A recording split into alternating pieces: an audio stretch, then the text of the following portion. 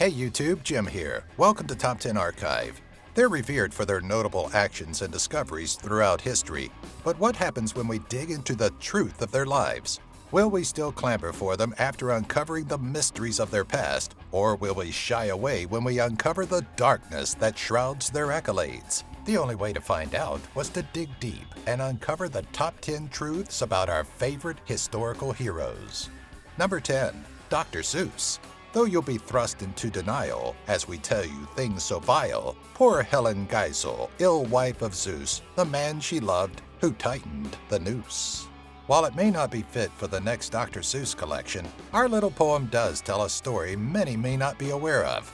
We grew up hearing Green Eggs and Ham and loving How the Grinch Stole Christmas, but our childhood was swiftly ruined after reading the suicide note left by Zeus's deceased wife. Distraught over her lengthy battle with cancer and her husband's infidelity with one Audrey Stone Diamond, Helen overdosed on barbiturates. The opening to her note is more than telling, asking Ted, the man we know as Zeus, what has happened to us. The note doesn't indicate a mutual separation, as if Helen wanted her husband to find happiness in another, making it seem that the children's author abandoned his wife. A year after Helen passed, Zeus married his lover. Number 9. Thomas Edison. Look at the lamp or the recessed lighting that may be brightening your room. The glowing orb contained within was once a miracle of discovery attributed to the genius that was Thomas Edison.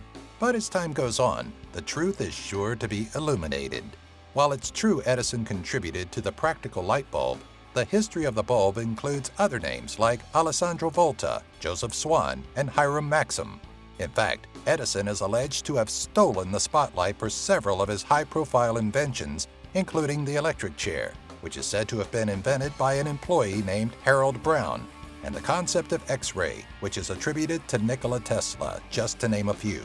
Essentially, though Edison did produce his own work, he got his fame and fortune partially off others' concepts and ideas. Number 8. Martin Luther King Jr. Before he was inspiring the nation with his I Have a Dream speech, King was just another student trying to obtain his doctorate. Most of us have been there, pressed to produce an assignment that tested your desire to actually finish your degree.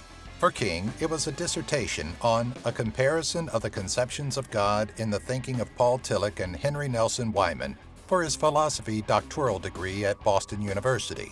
The issue, as a committee of scholars came to find 36 years after his graduation and 23 years after his death, is that King actually plagiarized portions of the speech. The committee, appointed by Boston University, determined that verbatim passages had not been credited. Considering what he had accomplished for civil rights and the time that had passed, there was no consideration to revoke Dr. King's degree, a decision we can probably all get behind. Number 7. Marco Polo. If you're going to tell a tall tale, you might as well make it one of the best the people of your time will ever hear. For Marco Polo, the man that was said to have navigated to China and hobnobbed with Kublai Khan, those tall tales may have actually been his chronicles in the East. Several researchers, including Professor Danielle Petrella of Naples University and Dr. Francis Wood, head of the Chinese Department of British Libra, believe that Polo's details about the Far East were actually pulled from Arab, Asian, and Persian references. In her aptly titled book, Did Marco Polo Go to China?, Wood postulates that a lack of specific details, like the Great Wall and Chinese calligraphy, and an absence of the Italian in any Chinese sources, points to Polo having forged his journey. Number 6. Thomas Jefferson. Imagine being a founding father and the president of a pro-slavery country and having allegations posed against you of a possible relationship with your house servant. While modern society would support the progression, a man like Thomas Jefferson, who was known for calling African Americans biologically inferior and criticized the biracial community, would condemn it. That is, of course, unless those allegations were in reference to Jefferson's illicit relationship with Sally Hemings, a slave he had inherited from a man who was allegedly Sally Hemings' father and Jefferson's father-in-law, John Wales. The rumor that Jefferson had fathered Hemings' 6 children came from journalist James Callender and was substantiated by later DNA tests and evidence weighed by a committee formed by the Thomas Jefferson Foundation. Curiously, a committee later commissioned by the Thomas Jefferson Heritage Society reviewed the same material and went against the first determination, possibly to clear Jefferson's legacy. Number 5. Martin Luther. Theologian and professor Martin Luther played a pivotal role in instigating the Protestant Reformation and standing up against the strict Catholic Church. His early views aimed to reduce the control of the Pope, change the practices of the very strict Roman Catholic Church, and even offer sympathy to followers of the Jewish faith being unjustly treated by Catholics. That was early on in his attempt at reformation, and not all of his views remained the same. About 15 years after inciting the Reformation, Luther had a change of heart, allegedly when he heard of Jews trying to convert Christians, and launched into a tirade of anti-Semitism. His sympathy turned to anger, and his writings declared that the Jews were truly stupid fools, and their houses should be destroyed.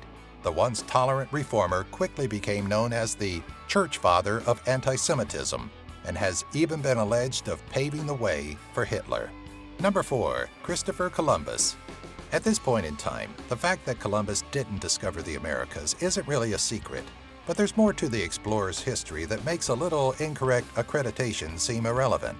There's a movement spreading throughout the United States aiming to change Columbus Day to Indigenous People Day, partially because people don't want to celebrate a day linked to a man known for allegedly enslaving, prostituting, and partaking in the rape and murder of the Caribbean natives.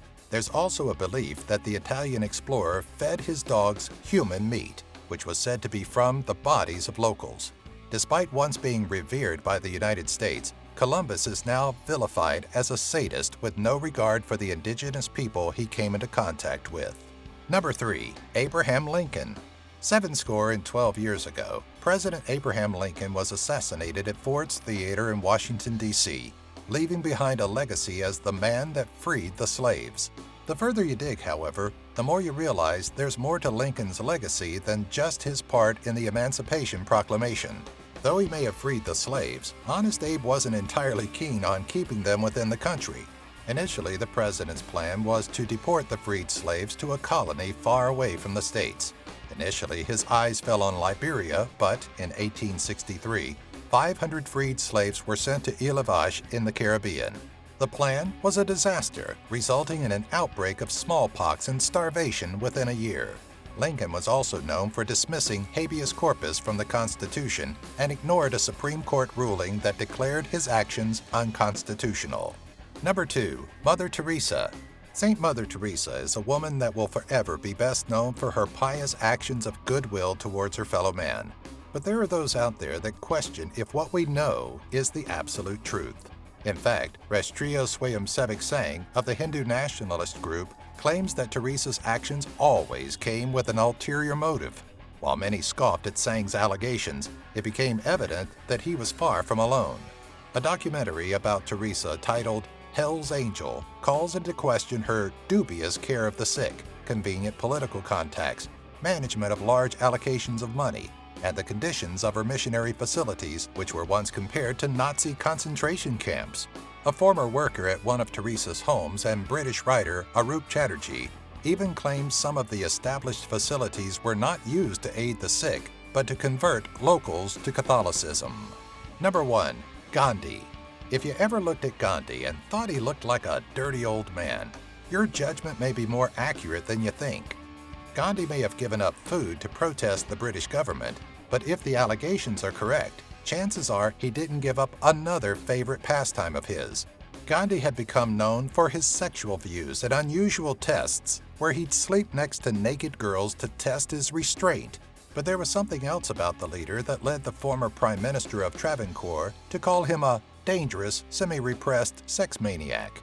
In his most intimate and highly rejected experiments, Gandhi called upon his teenage grandnieces and forced them to sleep naked with him. Thanks for watching. Don't forget to give us a like, leave us a comment, and click the bell to get notified about our next new video.